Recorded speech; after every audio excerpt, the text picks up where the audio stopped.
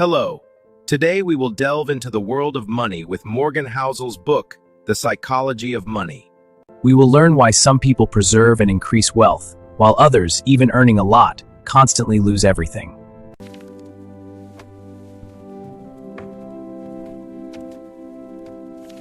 What is your dream? To be financially independent. Are you ready? Well then let's get started. Book, author Morgan Housel. This book tells us that financial success depends not so much on IQ, knowledge of economics or strategies, but on character, patience, emotions, the ability not to do stupid things, and attitude to risk and time.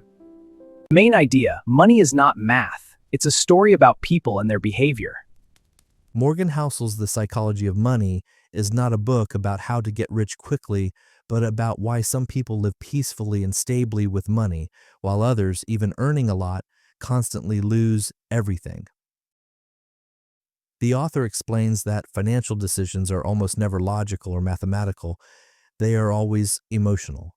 Our fears, childhood experiences, economic crises that we have experienced, and examples from life shape the way we relate to money, and therefore each person has their own psychology of money.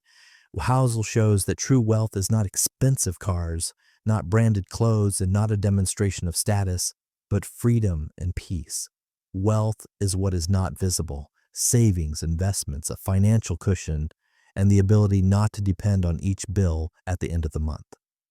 People often confuse the concepts of being rich and looking rich, and it is this mistake that makes them spend money not for the future, but for the impression they make on others.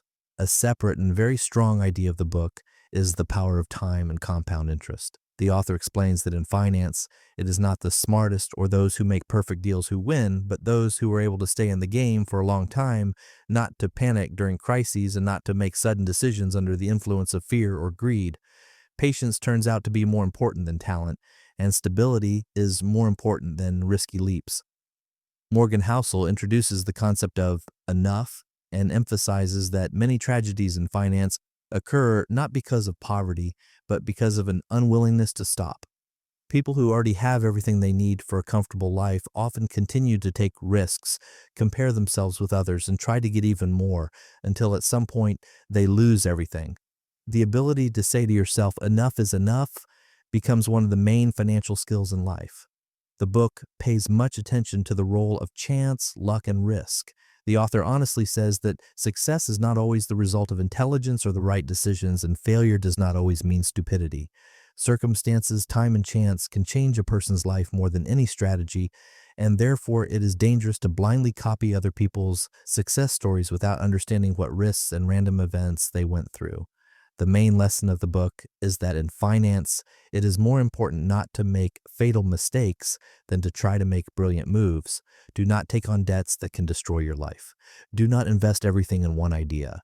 Do not sell assets in a moment of panic. And do not let emotions manage money.